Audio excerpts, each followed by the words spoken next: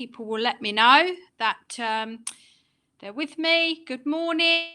Good morning. Yes, Marcus and Taylor. Good morning. Irma, Danny, Jill, Michelle. Who else can I see? Andrew, Licia, John. Good morning. Kim, Jackie, Charlie. Good morning. Maria. Okay, very good. There's a lot of people in the room, and this is all very good. Very good. Excellent. We'll just wait now. And everybody can hear me. Just give me a Y if you would.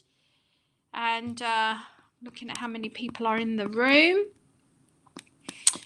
Yeah, we're recording, we're live streaming, we're all good. Okay, excellent. That's very good. Let's get going this morning because number 5 of 6 of the best. And you know, when we planned this in the beginning, Daniel and I, 6 of the best, I thought, oh gosh, I'm surprised how quickly they've gone, right? There's only one more before we've completed our series, and we'll have everybody getting ready to get back to the salons on the 3rd. Because I have a distinct feeling if Boris doesn't let us go back, he might have a problem on his hands. Just getting a feeling about it, you know. So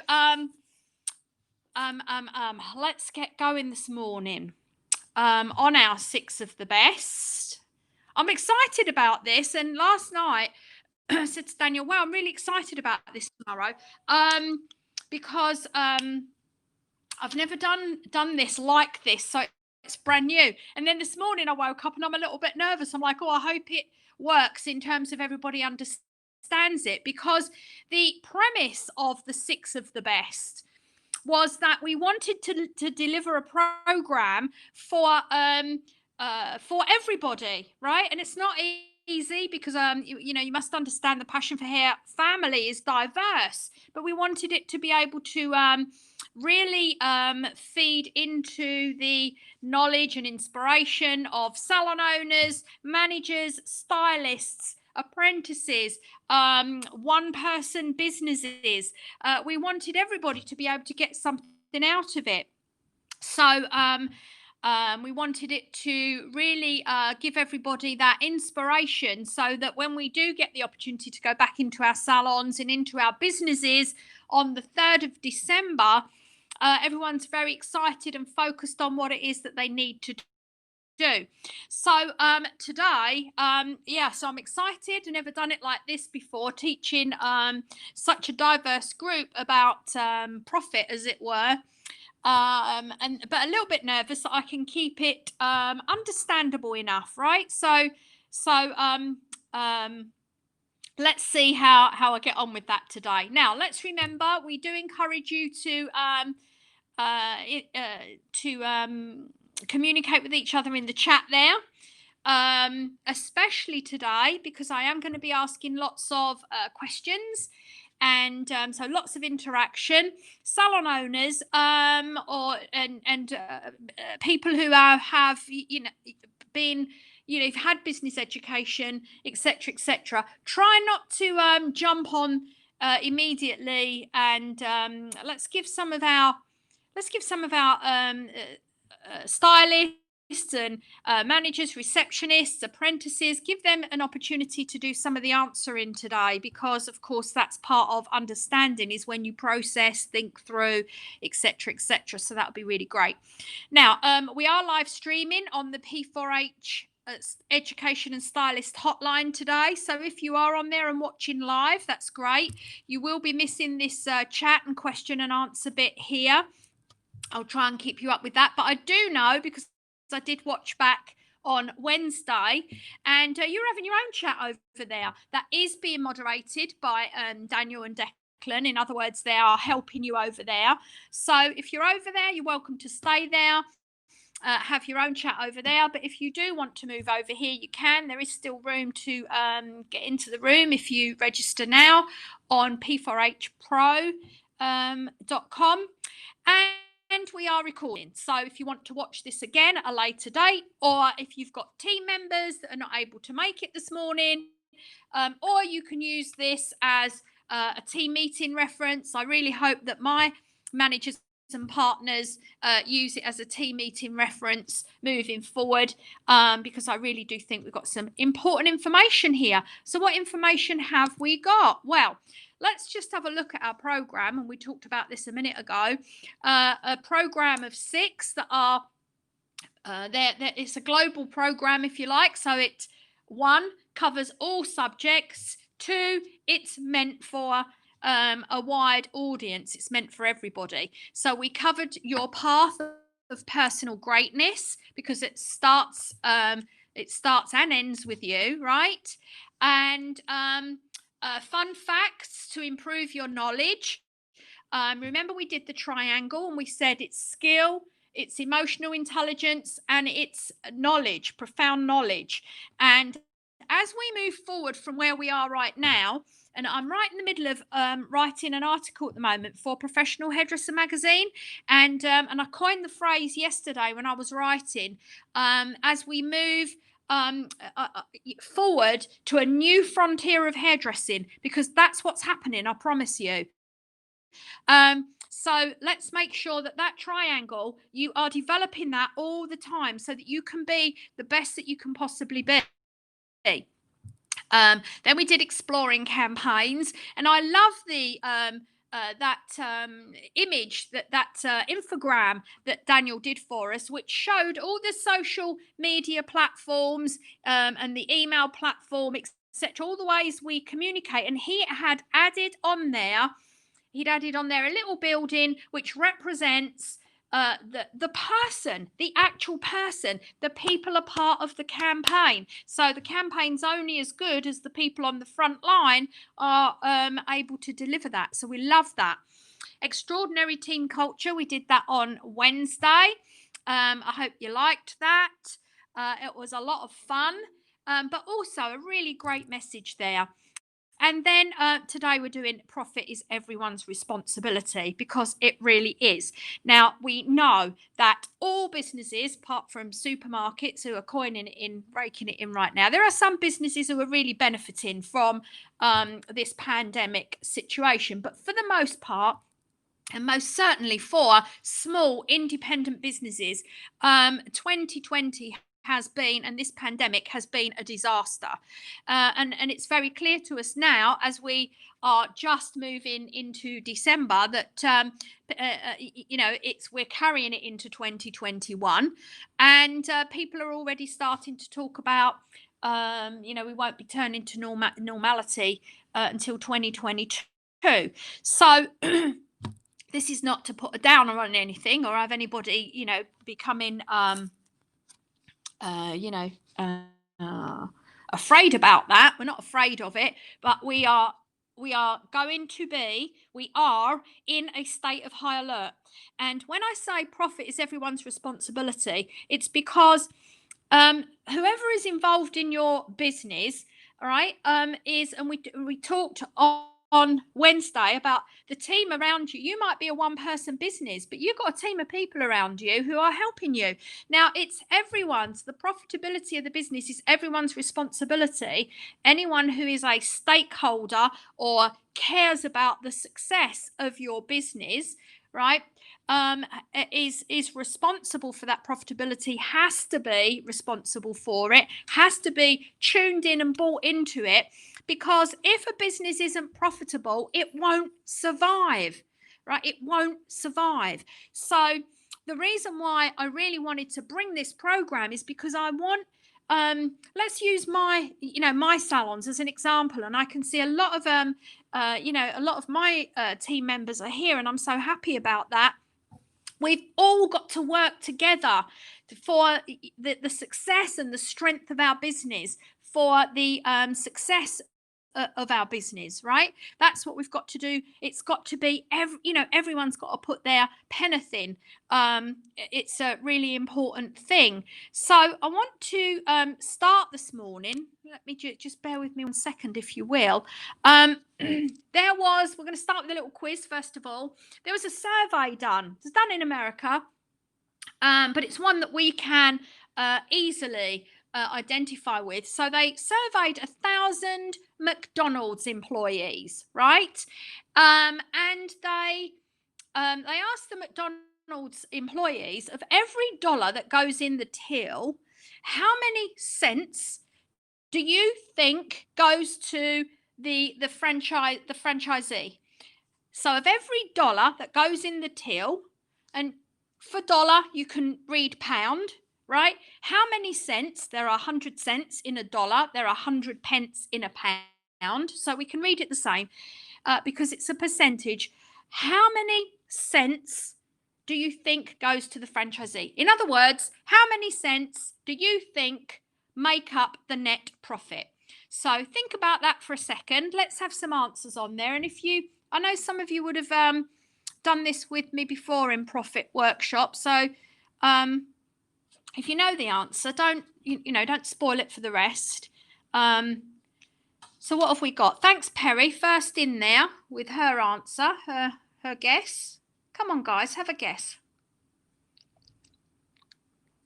What did the employees say? Well, we're starting actually. Sorry, maybe I've not made myself clear. What do you think the employees said? So the employees were asked, what do you think the employees thought? How many cents out of a dollar did the employees say, well, this amount goes to the franchisee, this amount is the net profit? So what do you think?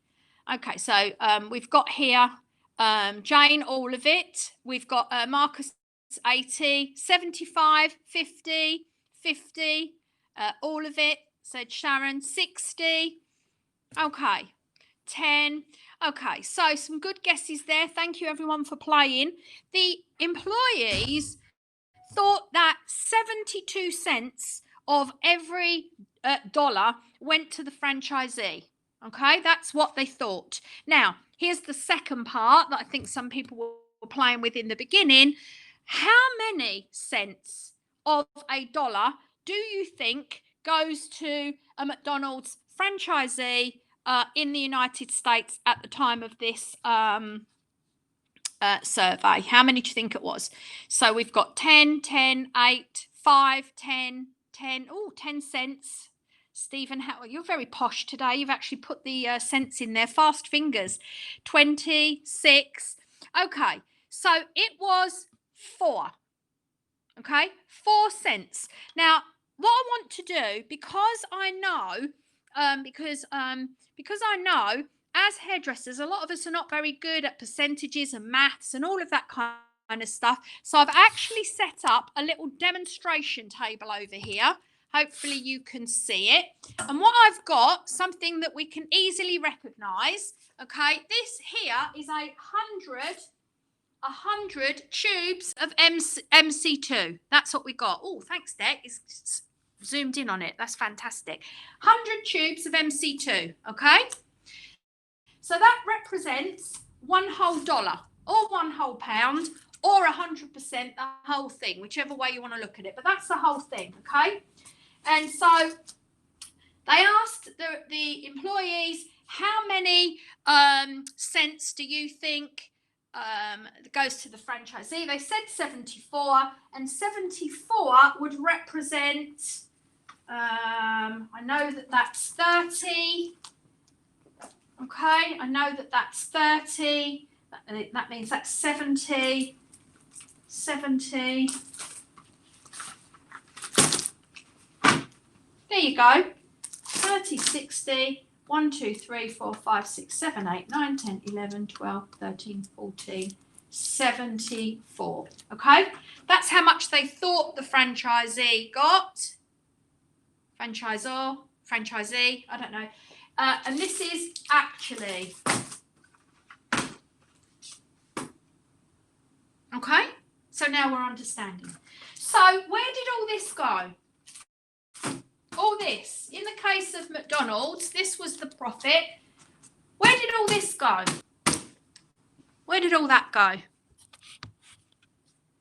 Yeah, wages, the overheads of the business, employee wages, tax. Yeah, come on, where else?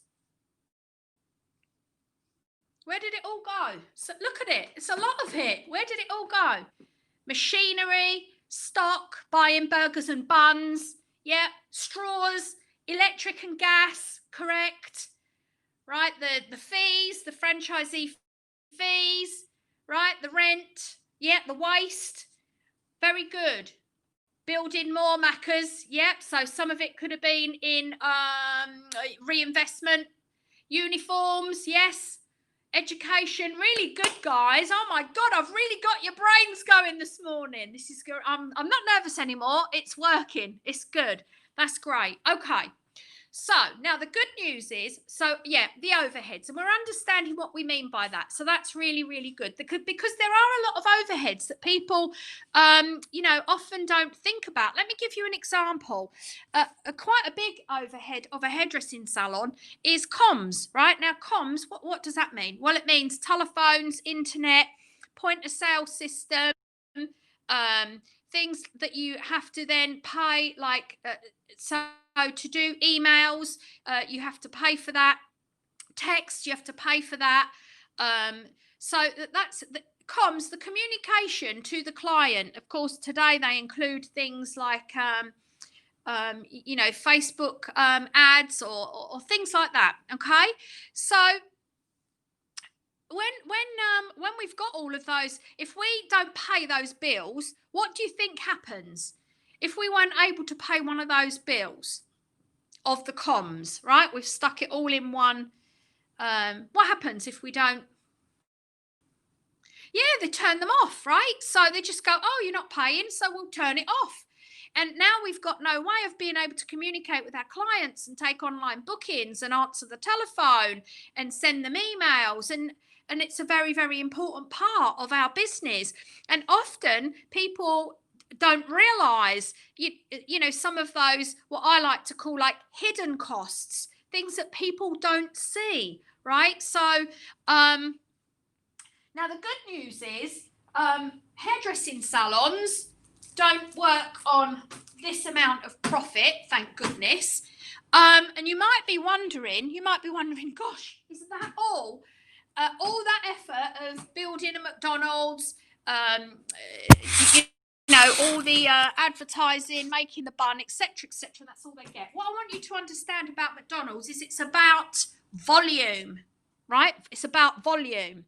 Now, in hairdressing salons, generally, we're not aiming for 4% net profit. We're aiming for a little bit more. But I want to tell you that there's 10 tubes there. And I want to tell you that if your business, if your salon owner would be probably very happy with 10% profit, right? Very happy. So I want you to know that what we have got to understand today is that if we're lucky, and right now most businesses, remember, are not in a profitable situation, but all things being equal in a normal time, if we got that much out of it, we'd be happy. Okay, if we got that much. So what happens to all this? And that's what we're going to look at today, because everybody in our business has an opportunity to help this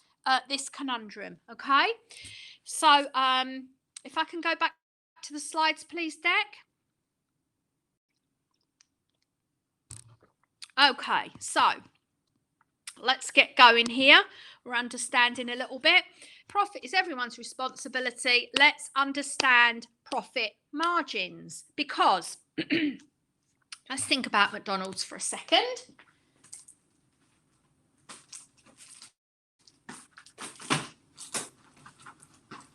That's what they got, okay? That little bit there. And in the kitchen today, we've got Johnny flipping burgers, right? And Johnny's quite new at flipping burgers, and he overcooks some. And whilst Johnny is overcooking the burgers back there, which are going to end up in the bin, his colleague Jenny is at the front serving, and she's doing a couple of milkshakes, and as she picks them up to take them over to the counter, she drops them on the floor. Can somebody please tell me, in a profit margin scenario, when that happens, what effect does it have on the profitability of the business? Somebody tell me, please. What happens? Yeah, the profit goes down. Yes, the profit margin goes down because it's damaged. Okay, so it's damaged, so they're going to have to buy some more. So one of those percent ends up over here. Now, if they have a disaster in there, something, no one's fault, they have a flood. They have a flood and they've got to call the plumber out. Okay? They have a flood and they've got to call the plumber out. Right? They have a flood and they've got to call the plumber out. There's 3 left there. Now there's only 2. Right? It's all coming out of the profit. Does everybody understand? So profit margins, we've already established, are quite small. And because they're small, they're very fragile. They're very fragile. So it's really important that when we are running the business, that we keep the balance of all the things that are going on in the business. We keep that balance. We're careful to maintain everything and look after things. That means we don't put hot flat irons on the top of the cutting stool or on the chair, on the fabric of the chair next to us, because if we do, who can tell me what happens?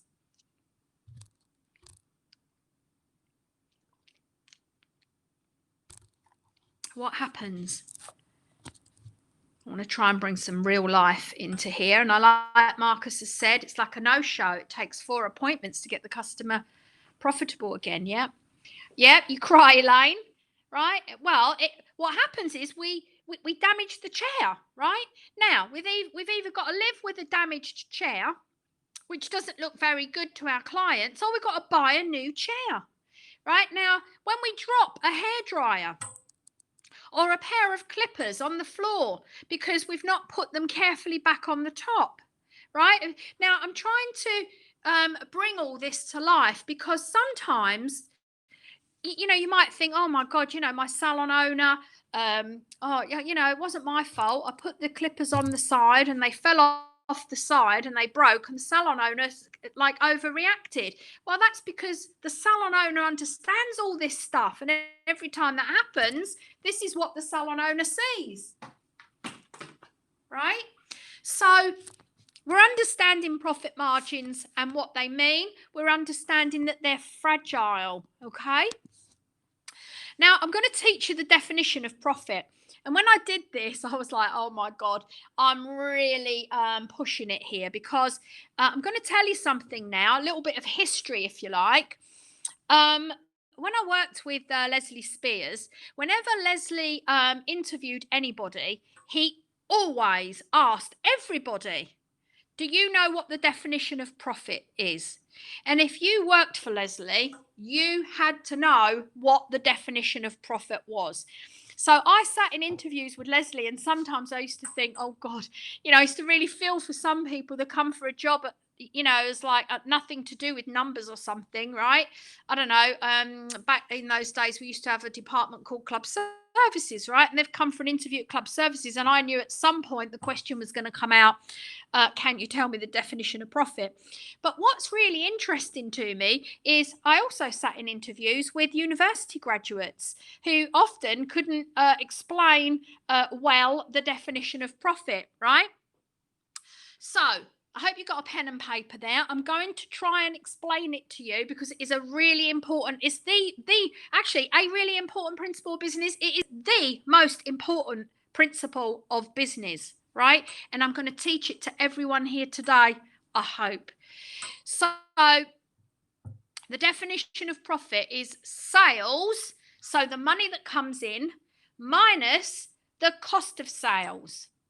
Okay, now, can somebody tell me, in hairdressing services, and this is where we will need some of the people that have done some of these classes before, in hairdressing services, what comes under the cost of sale? And if you want to have a guess, you've never done my classes, then you have a guess. You have a guess. Stephen, good guess, but it's not right. Wages, yes, Jane, wages, product, and laundry if you are using an outside laundry service, or if you are using, as many of us are right now, disposable um things. Okay, so Kim, yeah, products, yeah, Lily, products, yes, everything you need to service the client. So absolutely, in what Maria said, yeah, nice one, Elaine. So in a salon, right, really good, everybody, I hope we're understanding what this means. I'm going to try and make it real simple as much as I can. So when we make a sale, right, in other words, we do somebody's hair, right, we do hair. Every time we do hair, we have to pay wages to somebody. There is some product that we use, and we've either got to launder but we'll call it, what we're going to call it today is, because we're going to call it PPE. Every time we do a client, we're using more towels, more gowns, more gloves, more PPE. This, by the way, it's changed the game, right? It's changed the game in so many ways, okay? But it's changed the game in what we're doing. So let me just show you something. Do you think your salon owner right now is spending more or less money on protective stuff for the client and for the team? What do you think? The same, less, or more? Let's go back to a salon scenario.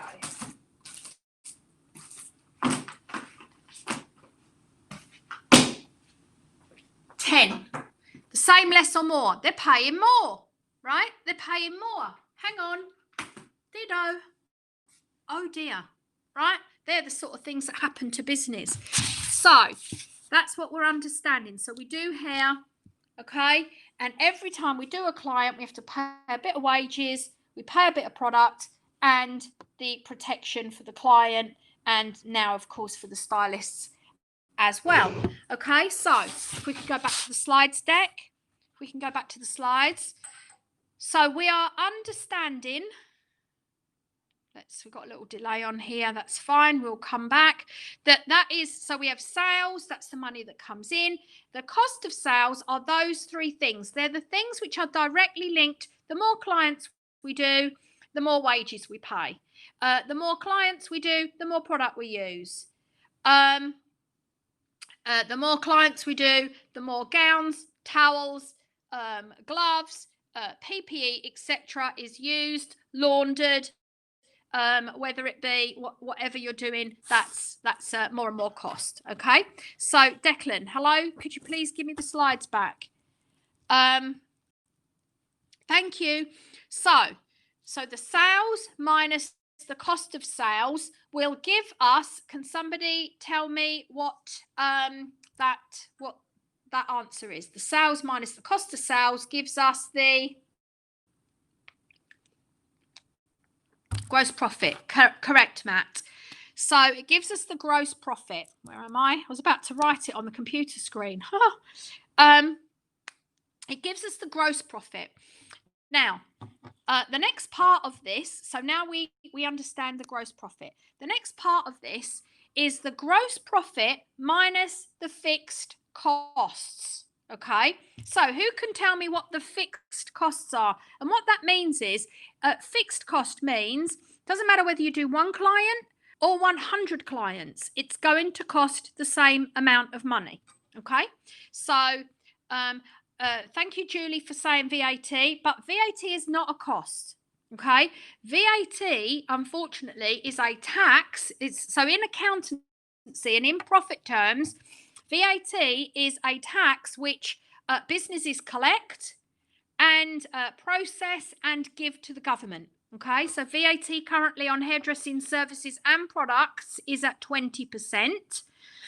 But you only pay VAT over the threshold, which is somewhere around 80,000. Someone here is going to tell me how much that is, please, if you would. The threshold of where we pay VAT and where we don't pay VAT.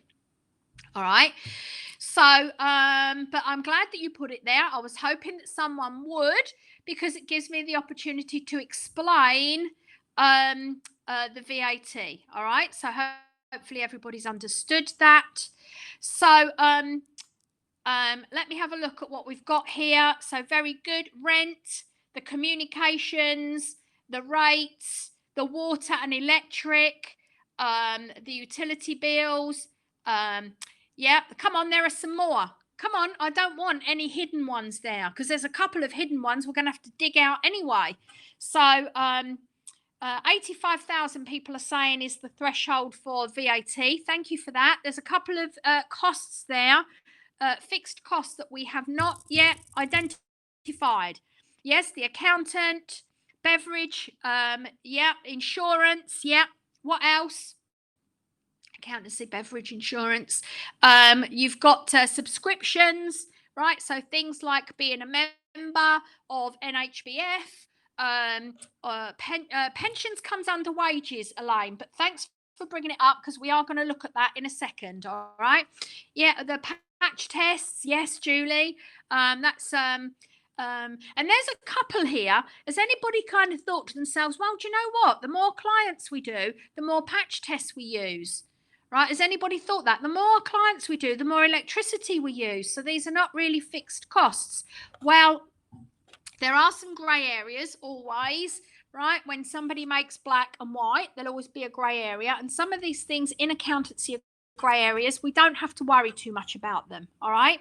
But I do want us to, now we've understood what they are. So when we have the gross profit, and we take away the fixed costs, and what we are left with, who can tell me what we are left with, please? What are we left with? Yeah, the net profit. Well done. So we're left with the net profit, okay? And remember, there's our net profit. It's that little bit there. So let's just recap with our tubes that we've got here, all right? What we've got over there is 9. Okay, so that's representing 9% left. So what happened with all of this, right? What happened with all of this? So it came in, it was all sales. What happened with it all? Okay, now I'm going to show you something. Who can tell me what the biggest cost of a hairdressing salon is? What's the biggest cost?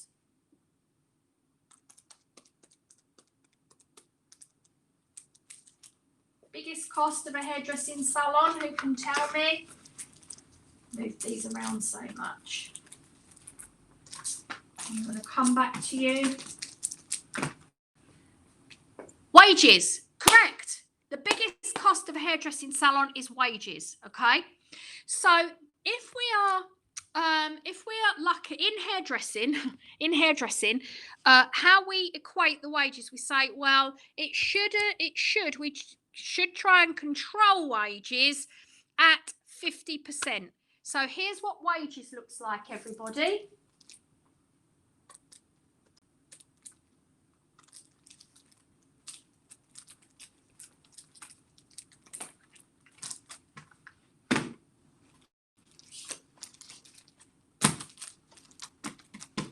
That much goes to wages, okay?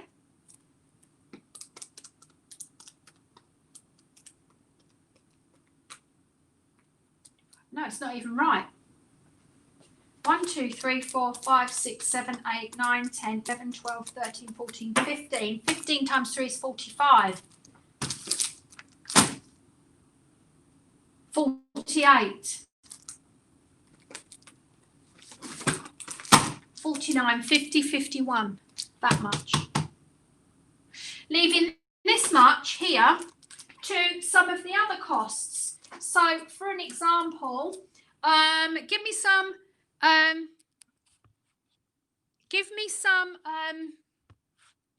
other percentages, people, of costs that we pay. Salon owners, those that know some of your percentages.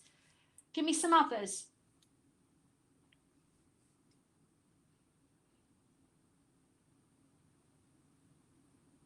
Okay, stock 8%. All right. So stock at 8%. I need some of these singles. Wait a minute. Let me swap that for that. Need some of these singles. Okay, so 6, 7, 8% stock over there. Okay, give me some others. Give me some others. Give me some others. Come on. Utilities, 11. Electric and water, yeah. 11. Did you what did you put in utilities, Michelle?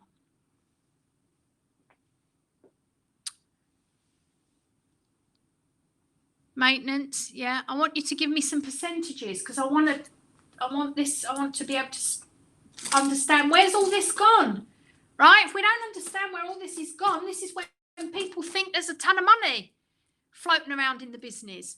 Okay, so 6% advertising, says Matt. All right, we'll put advertising over there. And Michelle said, she said 11% utilities over there. Hang on, gosh, we ain't got much left, have we? Oh, 3, 6, 9, 11, 12, 13, 14, 15. We only got 15% left. What else you got? No one said rent yet. What percentage? You ain't paid your rent yet. What percentage is your rent? 4%? You're lucky. Rate's nothing at the moment, Matt, but normally, I'm not talking about now, I'm talking about normally. Okay, Jay, are you all happy to take Jane's 4% on rent? Because I'm not. I've not got any salons that have got 4% rent. Rent 30. All right, rent normally is around, we'll call it 15, okay? We'll call it 15. 3, 6, 9, 12, 15. Oh my God, that's it. We spent all the money. We ain't paid an accountant. You've spent it all. We haven't paid an accountant yet. Nobody said communications. What's happening? Gosh, I'm sorry. I'm going to have to bring your profit in. Communications. All right, you've been really careful with it and you just signed a new agreement with them. 3. What about bank charges? Bank charges, anyone? Okay, even if it's only 1%. I'll just swap those out again. Even if it's only 1%. Accountant, 1%. Insurance, anyone? Insurance. All right, I'll call it 1%.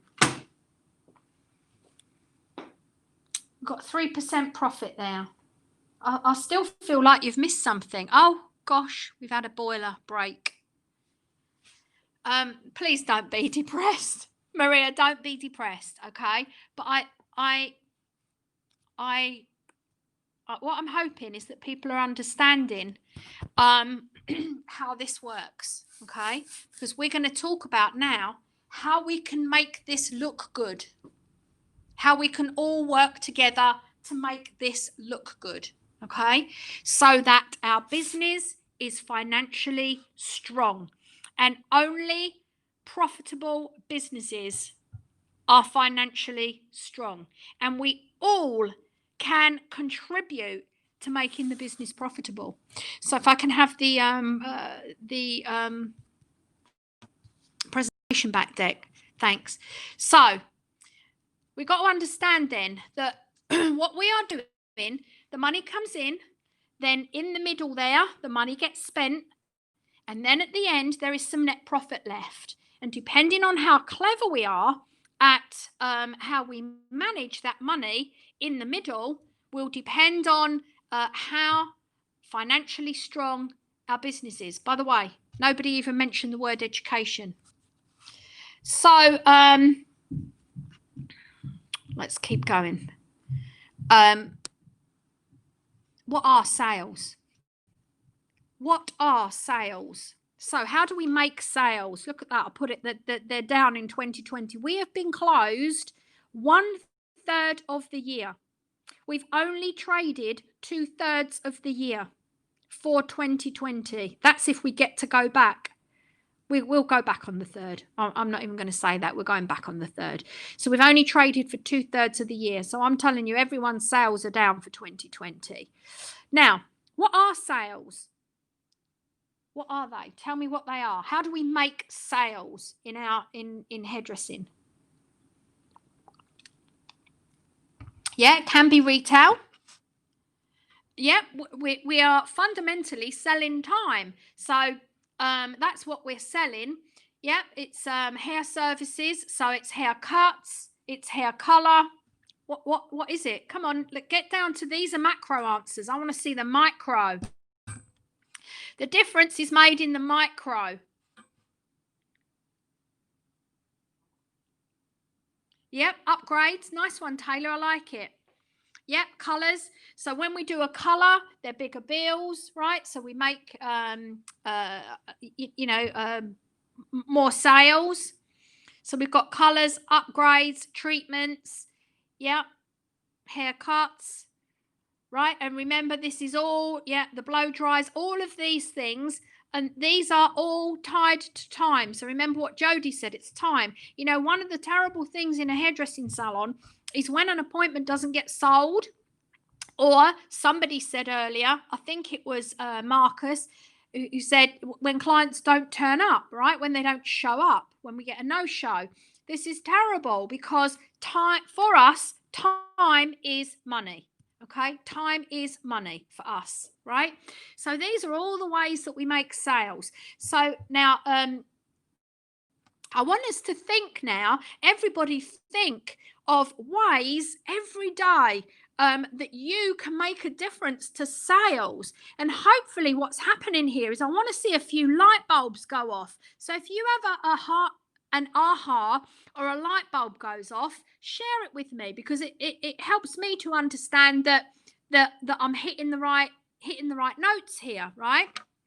But you see, when your salon owner talks to you about upgrades and getting the talk to your clients about color and rebooking, hopefully some light bulbs. Yes, the 4 R's, Taylor, you're quite right. This is where the 4 R's come in. This is why your salon owner said the 4 R's, this is really important. And sometimes, I talk to salon owners and they're so frustrated. They say, we were in the salon and the stylist had got a client. She goes over to the client and she says, hello, what are we doing today? Just the cut and blow dry, right? And the salon owner says, oh, all the education and all I'm trying to do and da-da-da. We have to understand how important these things are. It's not because your salon owner wants to make your consultations difficult. It's because your salon owner understands that your consultation is directly linked to the sales of the business, right? And if you are 10 people working together, you are 1/10 of the opportunity, the sales opportunity, right? So we're understanding now how sales are made and how we can influence sales, right? You can influence sales in the moment. When you talk to a client about, she says, oh, do you know what? My hair is really dry. And you say to the client, oh gosh, yes, I can see it's a bit dry. Would you like me to stick a nice little treatment on your hair today? It will be a £10 upgrade, right? And the client goes, oh yeah, that'll be really nice, right? There you go. You just increased the sales, just like that. You see? So we're understanding now what sales are and how we influence them. And sales in the business are very, very important. Okay? Very important. Now, how to increase sales, that's what we just talked about, and that's what we want to do. We want to increase sales. Now, one of the things that I want you all to understand, the impact it has on what's going on over here when we increase sales, okay? When we increase sales. So all of this here was the wages, correct? This was the wages. You want to pop us on there? Pop us on... that's it. This is the wages. It's actually 51, if I remember rightly. 51, that's the wages. And who can tell me one of the other direct costs that are linked to doing hair? We wrote it down on here. right? The professional stock. And Jill had said 8%, if I remember rightly. So there's 8, okay?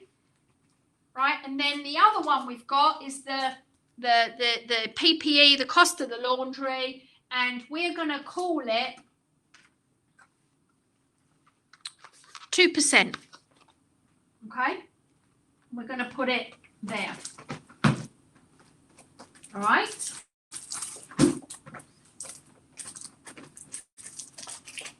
Okay, now wages, stock, PPE, stroke laundry. If the sales go up because we've been really good at upgrading our clients, at getting them to have colour, etc., etc., what happens to this? What happens to this?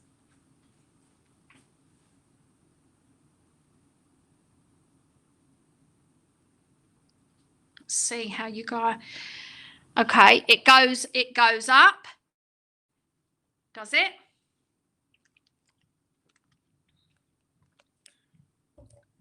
Okay, it's more money, but it's the same percentage. Okay, it goes up in money, but it's the same percentage. Does that make sense? This is 51%.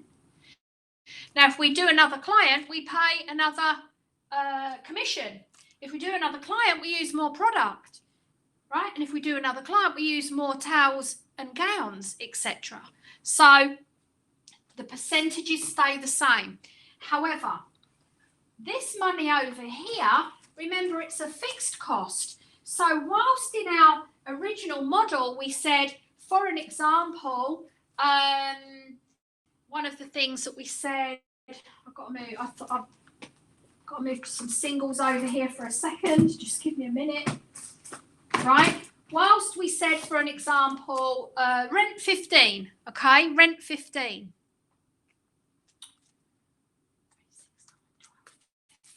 Rent 15%. That was one of the things we said. Now, rent is fixed. Remember, I told you it's fixed whether you do one client or 100 clients. So if our rent is 15% when our turnover is smaller, when we increase the sales, the rent stays the same. What happens to the percentage?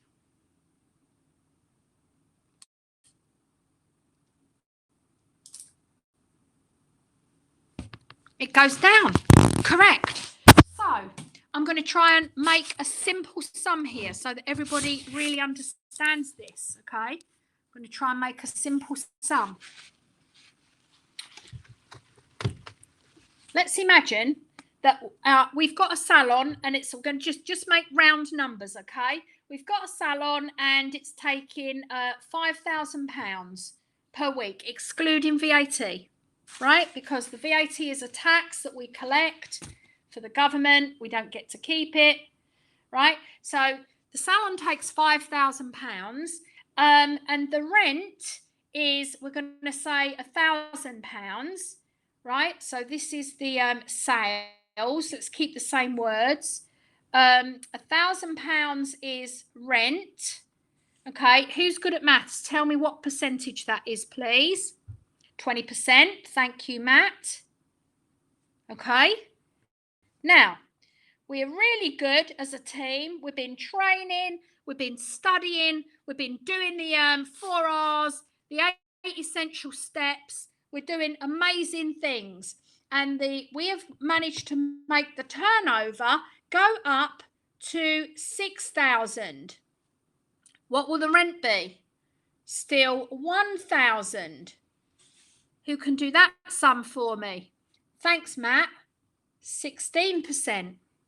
So in the first instance, okay.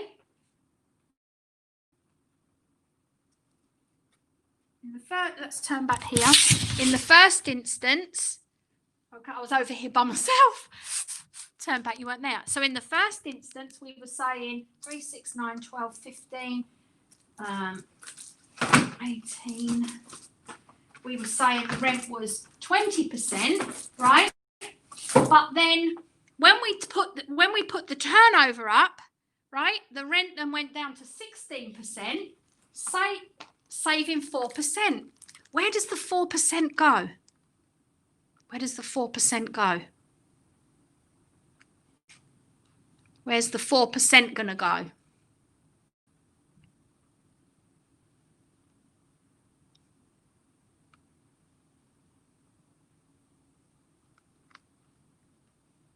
Profit. Correct. Melissa, well done. Profit. Okay. This is going to go to profit, right? Make the business more profitable. And if it's more profitable, it's stronger, right? And that we might have some money for education now, right? So we're understanding what happens here, all right? So now the good thing about the sales going up, there's more wages. When the sales are going up, everyone's earning more money. Everyone's earning more money when the wages go up, right? Because that still remains at 50%, 51 in this case, right? So everyone's wages are going up when the sales go up, and the business becomes stronger and more profitable. Okay, and then if we're stronger and more profitable, we can do more things. We can have lovely, beautiful surroundings, and we can have education, etc., etc. So we're all understanding that. I think I've worked out, Declan, I can make this presentation go myself. I don't know why I couldn't do it the other day, but I couldn't, could I? So sales, we're understanding about sales. We've talked about those costs. Right now, what I want us to do is I want to talk about how to control those costs. Actually, I want to go back a second. I just want to go back to something, and then we're going to talk about how to control costs, because I do want to talk about these wages a minute. Elaine brought it up, and I said we're going to come back to it a second. Elaine talked about pensions, and I don't know whether some of you who has thought, and put your hand up, who has thought, wow, 50% for the wages, that's a lot. That's not what my salon owner pays me. Come on, just be honest and tell me if that's what you thought, because I'm going to show you something in a minute. Wages, we're going to focus on wages. No one thought that. I don't believe you. You're just frightened to do it. You don't want your name coming up there. So, because if that's true that nobody thought it, that means you all know what's in there. There's our profit. There's our wages. Okay. Someone from Feathers, stylist from Feathers. Share with everybody else what commission you get, please. Oh, my sound cut out. What was the question? The question was, and it wouldn't have been for you to answer anyway, Maria. I can't remember what the question was. We're on another one now. Okay, so Perry put between 33 and 36%. Leanna put 36%, depending on how much you take. So the more you take, the more percentage you get. We will use, to keep the numbers round, 35%. So my stylists get 35% of their turnover. That's what they get. Okay. So, where's the other 15? Okay. 35, 40, 50. Where's the other 15? Okay. Where does that go? That other 15. Where does it go? Come on, guys, have a guess.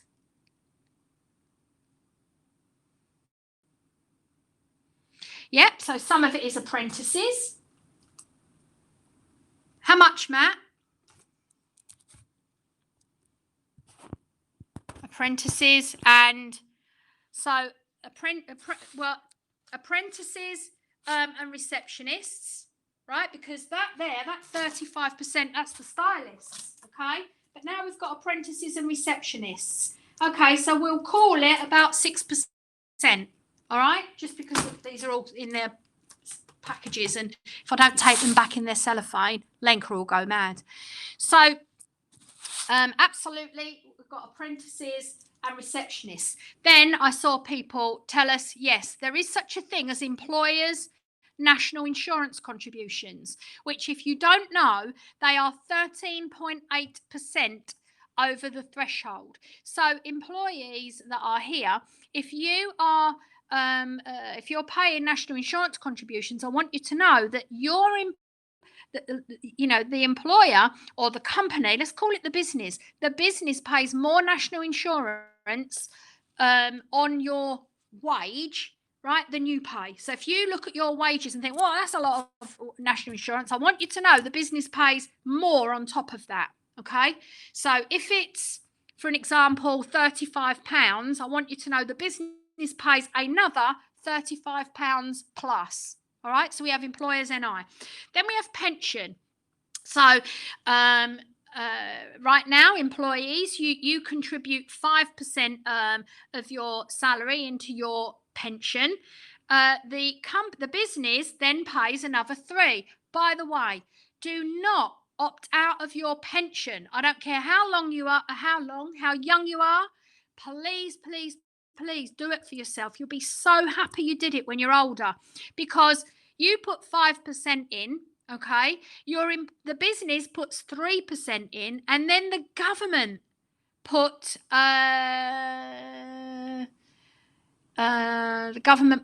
somebody tell me how much the government put in, please. How much the government put in?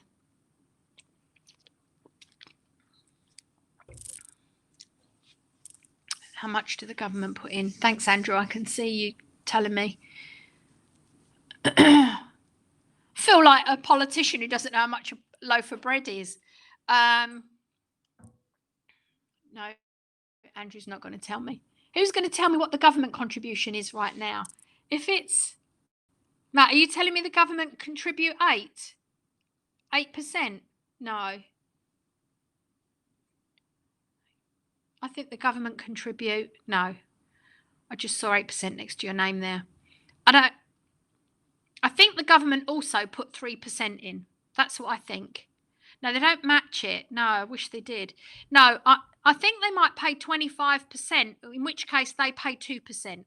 And if they do, let's say they pay 2%. What that means is 10% of your income is going into a pension. Now, if you're self-employed, listen up carefully to me.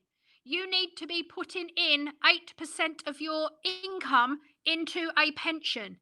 If you are not, you are falling behind the employees. And when you are old, you will be poor and they will be rich. Did you hear me? Give me a yes. 8%. Put it in. And if you don't put it in, you are going to be poorer than the employees. Don't fall into the trap. It's a trap. It's all a trap. Right, so we now know that, well, let's go. 30, so we've got the employer's NI. So we've got the employer's NI. I need singles over here. 1, 2, 3 singles. We've got the employer's NI. All right, we'll call it 1%. So what else is here? Well, we just said the pension, the employer's NI and the pension. We'll put that there. We've still got a bit here. Where's this disappearing to? Where is this disappearing to? Where's this bit going?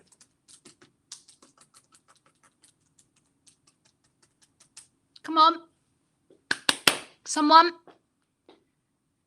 Where's this bit going? Where's this bit going? Holiday, sick, maternity. Okay, Taylor didn't know what to say, so she said it all. So it could be sick, right? It could be sick. It'd probably be this much. And this much, you're quite right, Taylor. Probably 6% of the turnover of the business goes towards holiday. Hello, self-employed people. Make sure you're putting money aside for holiday. Otherwise, the employees are better off than you. So there we go. In fact, if you're self-employed, you need to put more than 6%, because when they go on holiday, the salon is still taking money. When you go on holiday, you're not taking any money, right? So The rest of it is holiday. And that is how the wages end up at 50%, right? If we're lucky. Okay, so I hope that I have made that clear for everybody. That's good. Wages. Now, we're going to talk about how to control costs. Okay, how to control costs. And notice I didn't say cut costs. Why do you think I didn't say cut costs and I said control costs? Why do you think?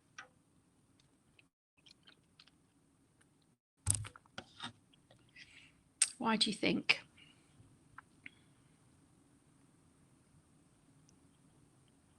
Have you looked that? Is that pensions, Matt? You looked it up. If the employee puts in 40, the employer puts in 30, and you get a tax relief of 10, 20. There you are, 20%. Because, right, we can't necessarily cut them as we need them to run. Yes, we don't want to be doing a bad service. Yeah, and Jane, because we can't cut them anymore. Okay, so all of those things. I want you to know, when I thought about this today, I thought about all the people that are going to be on here with us.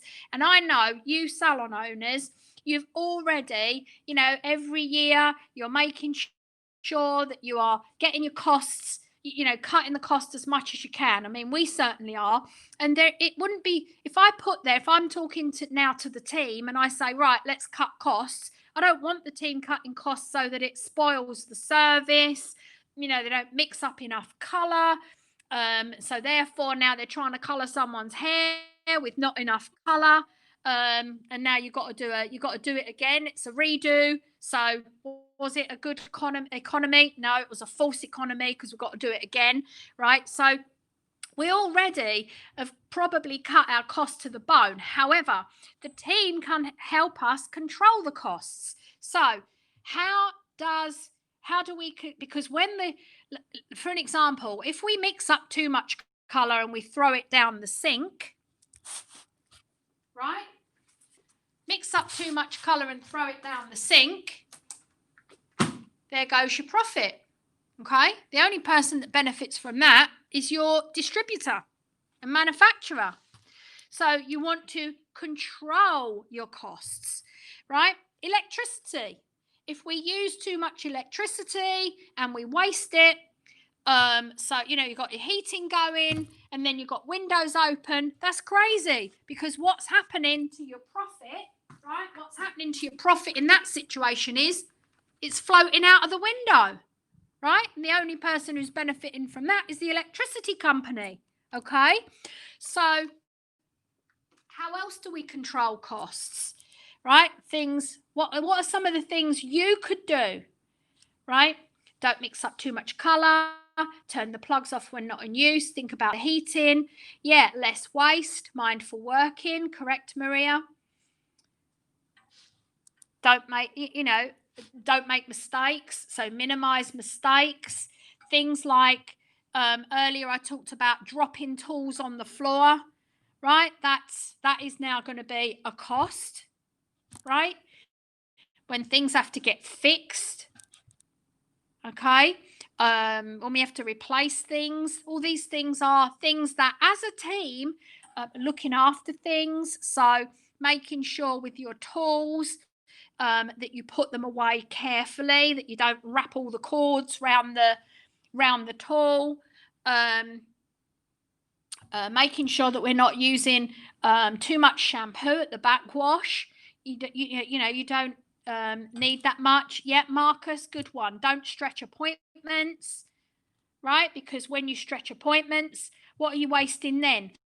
Time, right? You're wasting time, which is, and we talked about time is money for us, right? Yep, can switch off lights in areas not being used. So we're not asking you to switch the lights off, oh, there's no clients, let's switch the lights off. We're not asking you to do that. But if you've got big buildings, right, and there are parts of the building not being used, then we don't need to be wasting our precious resources, okay? And that's what I want you to understand. Everything we have is a precious resource, right? A precious resource. The money is a precious resource. Our stock, everything is a precious resource. So that's how we can control our costs.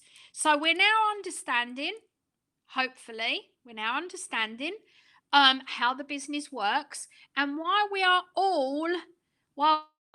all responsible for making sure that we get the highest amount of sales that we possibly can. We make the most out of every single opportunity for the business, and then we very, very carefully control the costs so that our business can remain profitable. Because if it's not profitable, so let's imagine um, we have stylists who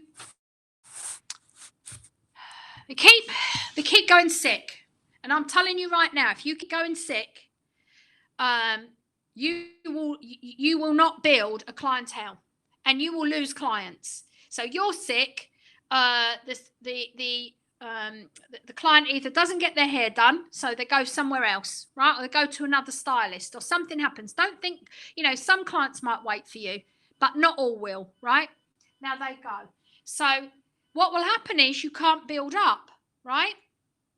So we end up with stylists maybe that are on minimum wage. And if they're on minimum wage, then the percentage that they are paid to the amount of turnover that comes in is higher than it should be. So what happens is our wage bill starts going up, right? The wage bill starts going up. And that's what people have to understand.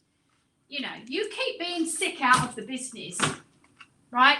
You are contributing to that.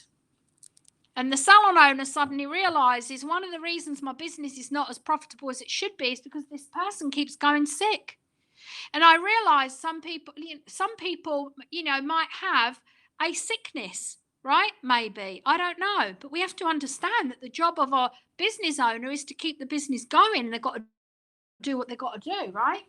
So if we waste product, etc. So very, very important. Who's out? I'm out. You are out. Oh, I know what you're saying. Yeah, don't repeat it. So but you're right. So we have to understand everything we do is contributing in some way to the sales. So it's contributing in a good way, or it's contributing to the costs in a good way or a bad way. And at the end of it, it's all having an impact on the profitability. Now, I was hoping to get all that done today in just over an hour, and I can see that I have, which is good. I'm going to ask if there are any questions, if anyone's got any questions or any comments they want to make, or anything that you feel that is not addressed and should be addressed in this. Everybody is responsible for the profit. And of course, we understand. Actually, are there any questions? No, I can't see any. Okay, we're going to finish then today, right, with a revision on the 4 R's. A revision on the 4 R's, because the 4 R's are a nice, simple way of us being able to understand. And when we go back on the 3rd, I want everyone really focused on the 4 R's. So, what are they? The 4 R's? Yep, retail. A very fantastic way to be able to increase sales and therefore the profitability of the business. And when we do that, we are also doing the client a favor, because now she can get those beautiful results that you get in the salon at home. Rebook, I can see a lot of people saying, yes, you want to make sure that you rebook your client so she's committed to you, because when you do that, she's not in the market for looking for another stylist, right? So making sure you get your client to rebook is really important. Next week, next Wednesday, we're going to be talking about number 6 is elegant elegant elegant tell me please, Daniel. Anyway, and that's where we're going to be talking about some of these things, how we deliver them in an elegant way. Elegant business, thank you. How we deliver these things in an elegant way so they come across seamless and easy. So retail rebook, yeah, recommend a friend, or some of you may call it referrals. Yes, absolutely, because then we get more clients. And this is the most powerful way to build your column. Okay, the most powerful way to build your column. And the last one, what have we got here? What do we want here? The last one.